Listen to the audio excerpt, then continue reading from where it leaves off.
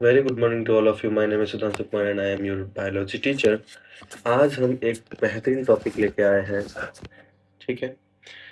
इससे पहले हम साइटोप्लाज्म के बारे में नहीं जानते थे और इससे पहले हम सेल मेम्ब्रेन के बारे में पढ़े थे। हम किसके बारे में पढ़े थे? सेल मेम्ब्रेन के बारे में पढ़े थे। और आज हम साइटोप्लाज्म के बारे में पढ़ने वाले हैं। आज हम किसके बारे में पढ़ने वाले हैं? साइटोप्लाज्म के बारे में। एक सेकेंड। वीडियो ठीक है।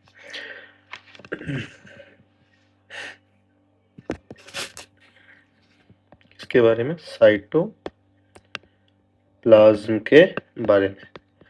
तो हो सकता है ये वीडियो जो है वो 30 मिनट का रहेगा। तो हम चाहते हैं कि हम जल्दी-जल्दी इसको ख़त्म करें क्योंकि साइटोप्लाज्म इतना बड़ा भी टॉपिक नहीं है। बट मैं जो पढ़ा रहा हूँ उसमें 8th class, 10th class, 9th class, 11th class, 12th class सब कवर हो जाएगा। ठीक है? और अब हम प्रयास करेंगे कि जो भी हिंदी मीडियम से बच्चे हैं उनके लिए भी कुछ ना कुछ किया जाए। और ख़ास करके हम यही करना ज़्यादा अच्छा रहेगा कि मैं यहाँ समझाऊँगा तो आपको हिंदी इंग्लिश दोनों में, बट मैं लिखूँगा इंग्लिश में और नोट्स जब दूँगा ना तो वो आपको हिंदी में चला जाएगा। ठीक है? इसी के साथ अब हम लोग स्टार्ट करते हैं साइटोप्लाज्म की हिस्ट्री, या समझिए तो इसके बारे में हम लोग जानते हैं। साइटोप्लाज्म क्या है? सेल का एक बहुत ही महत्वपूर्ण चीज़ है साइटोप्लाज्म। सेल के अंदर जो फ्लूइड होता है उसी को हम लोग साइटोप्लाज्म बोलते हैं। साइटो मीन्स सेल होता है, साइटो का मतलब होता है सेल और प्लाज्म का मतलब होता है फ्लूइड, FLUID, फ्लूइड। फ्लूइड मतलब होता है द्रव्य। ठीक है? अब देखिए।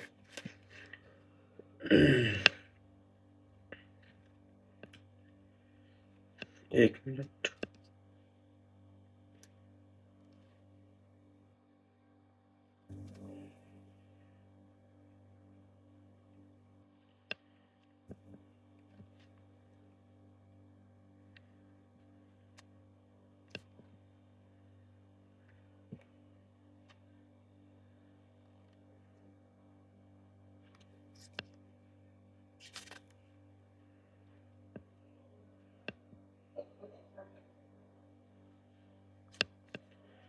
हम्म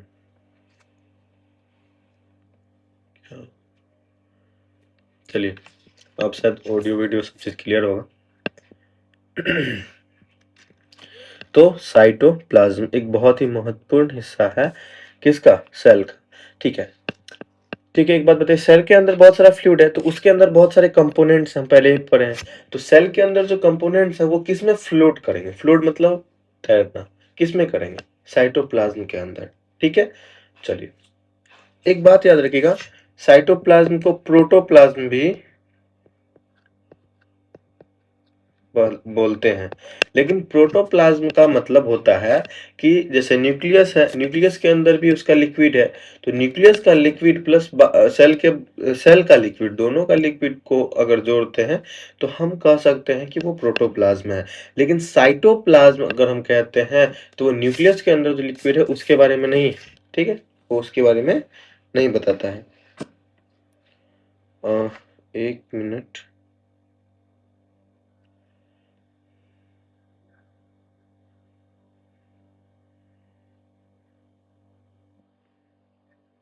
चलिए, अब ठीक है।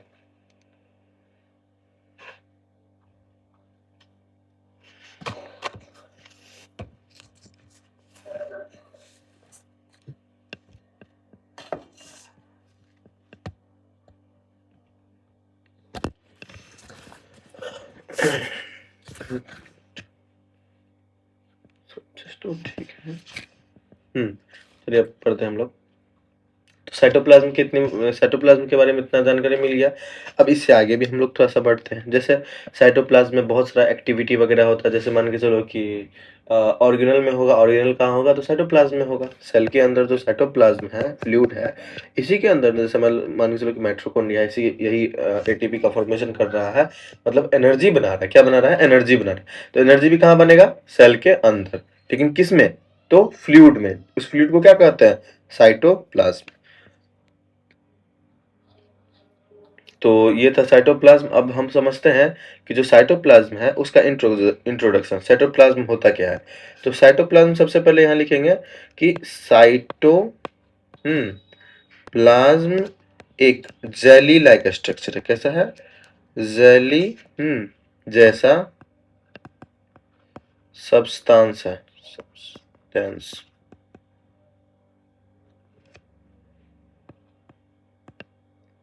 है, ठीक है, जो सेल मेम्ब्रेन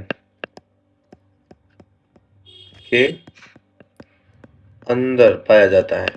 चलो, इतना काफी है इसके बारे में। अब देखो, इंट्रोडक्शन में ये तो आप समझ गए। अब सेल के अंदर क्या क्या है? राइबोसोम है, माइटोकॉन्ड्रिया है, ऑर्गेनल्स है जैसे endoplasmic reticulum, Golgi epidermis, vacuoles. ये सब किस में फ्लोट करेगा? ये सब करेगा साइटोप्लाज्म में। पहले ही बता दिए थे, ठीक है। एक चीज याद रखिएगा, एक 11th 12th के लिए खास करके साइटोसोल बोला जाता है। साइटोसोल, साइटोसोल का मीन्स होता है सेल का फ्लूइड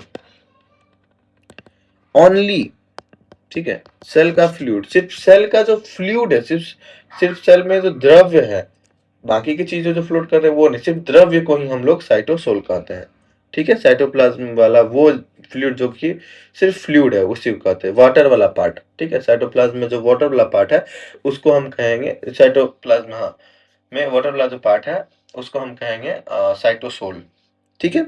आगे चलिए हम बढ़ते हैं। बहुत सारा ऑर्गेनल है जैसे mitochondria, Golgi epidermis, ribosome, endoplasmic reticulum और लाइसोसोम वगैरह जो है, जैसे हम आगे ऑर्गेनल्स वगैरह हम पढ़ाएंगे आपको। ये सब किस में फ्लोट करते हैं? ये सब ऑर्गेनल्स जो है ये सब साइटोप्लाज्म में फ्लोट करते हैं। थोड़ा हायर क्लासेस के लिए आप लोग को बताते हैं, जैसे साइटोस्केलेटन आपने नाम सुना होगा। स्केलेटन जैसे हमारा बॉडी में जो बॉडी का ढांचा है उसको भी हम लोग बोलते हैं स्केलेटन। उसी तरह सेल में भी स्केलेटन होता है, वो हम हायर क्लासेस में पढ़ेंगे, वो भी साइटोप्लाज्म में होता है, ठीक है। इस चीज को ध्यान में रखिएगा। इसके आगे हम पढ़ते हैं जैसे वाटर। तो साइटोप्लाज्म में कितना परसेंट वाटर होता है? साइटोप्लाज्म में 80% वाटर होता है। कितना परसेंट वाटर होता है? 80% वाटर होता है। कितना परसेंट वाटर होता है? 80% वाटर होता है, ठीक है। अब पढ़ते हैं, और उसी में जो है सब्सटेंस डिसॉल्व हो जाता है, जैसे enzyme, amino acid, sugars, fatty acids, ये वगैरह, ग्लूकोज का टूटना है ना, ये सब जो है साइटोप्लाज्म में ही मिल जाता है, ठीक है। आगे चलिए, अब हम समझते हैं इसके फंक्शंस। इसके साइटोप्लाज्म के फंक्शंस क्या हैं? फंक्शन को समझते हैं, सबसे पहला फंक्शन सपोर्टिव। सबसे पहला है सपोर्ट। सपोर्ट या हिंदी वाले बच्चों के लिए समझने के लिए आधार। किस आधार पर ये है? आधार देता है। जैसे ये सेल ऑर्गेनल को अपनी जगह पर बनाए रखने के लिए रिस्पॉन्सिबल होता है, मतलब बनाए रखता है, और सेल को पिचकने या फटने नहीं देता, पिचकने या पचकने नहीं देता, मतलब कोलैप्स करने नहीं देता, ठीक है, साइटोप्लाज्म, ठीक है। तो चलिए आगे बढ़ते हैं हम लोग। मेटाबॉलिक रिएक्शंस इसी के अंदर था। मेटाबॉलिक रिएक्शंस मतलब बताए थे, जैसे डाइजेस्टिव, जैसे कि ग्लूकोज का टूटना, ये सब क्या है? मेटाबॉलिज्म है। कहाँ पर होता है? साइटोप्लाज्म में होता है, याद रखिएगा। जैसे ग्लाइकोलाइसिस मतलब ग्लूकोज का टूटना, ग्लाइकोलाइसिस मतलब ग्लूकोज का टूटना। ग्लाइकोलाइसिस मतलब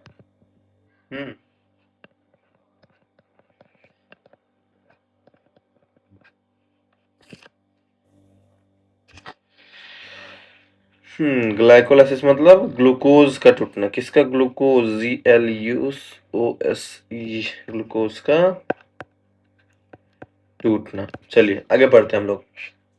ग्लूकोज का टूटना जो है वो साइटोप्लाज्म में ग्लाइकोलाइसिस प्रोसेस के द्वारा होता है, ठीक है। इसका काम स्टोरेज भी है, क्योंकि इसके अंदर वैक्यूल्स है, वैक्यूल्स का काम स्टोर करना होता है ना।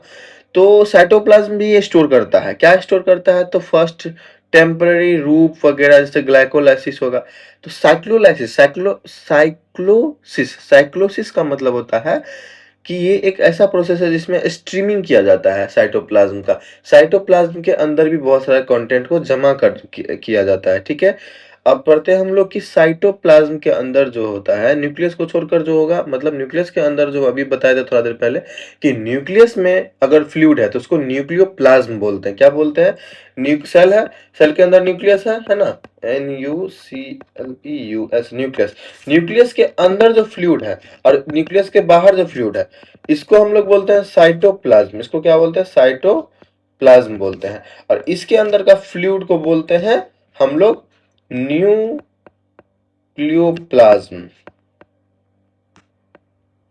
ठीक है। अब देखो, साइटोप्लाज्म प्लस न्यूक्लियोप्लाज्म जब प्लस कर दिया जाता है तब बनता है आपको प्रोटोप्लाज्म।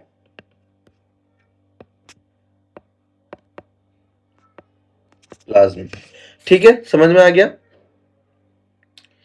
बस इतना ही है। और मेरे अंदाज से एक्टिव होता है, ग्लाइकोलाइसिस होता है, सपोर्ट देता है ना, सिंपल डिस्ट्रीब्यूशन होता है, ये प्रोटीन सिंथेसिस में ग्लाइकोलाइसिस करता है, प्रोटीन सिंथेसिस में मदद करता है, क्योंकि आपको पता है कि आरएनए वगैरह आगे पढ़ेंगे हम लोग, ये सब चीज, ये सब रिएक्शंस के बारे में पढ़ेंगे, सेल के अंदर क्या क्या ऑर्गेनल है, उसका क्या क्या काम है। लेकिन याद रखिएगा, सारे ऑर्गेनल फंक्शंस कहाँ कर रहे हैं? साइटोप्लाज्म में कर रहे हैं। वो जो भी प्रोसेस कर रहे हैं वो साइटोप्लाज्म में हो रहा है। ठीक है, तो बस साइटोप्लाज्म के बारे में इतना ही था। अगला वीडियो जो होगा वो ऑर्गेनल से चालू होगा। हाँ नहीं, अगला वीडियो जो है हम न्यूक्लियस से देंगे। ठीक है, न्यूक्लियस, न्यूक्लियोइड्स वगैरह क्लियर करेंगे। उसके बाद का जो वीडियोज होगा वो आपको सेल के ऑर्गेनल्स के बारे में होगा, और धीरे धीरे करके हम लोग सेल के ऑर्गेनल्स के बारे में सब ऑर्गेनल्स के बारे में सारा चीज पढ़ लेंगे, और ऐसे करके हमारा जो सेल का चैप्टर है वो खत्म हो जाएगा, और उसके बाद हम नेक्स्ट चैप्टर पे विजिट करेंगे। ठीक है, तो बस इतना ही था। और साइटोप्लाज्म में इतना और भी कंटेंट वगैरह होता है, लेकिन हम अभी उसको नहीं पढ़ते। हम हमारे लिए इतना काफी होता है साइटोप्लाज्म के बारे में जानने के लिए, और इससे हमारा क्वेश्चन भी बन जाता है। तो इसी के साथ इस वीडियो का एंड करते हैं, और अगर वीडियो अच्छा लगा हो तो जितना लाइक शेयर कर सकते हैं करिए, और क्या, सब्सक्राइब करिए चैनल को। ठीक है, तब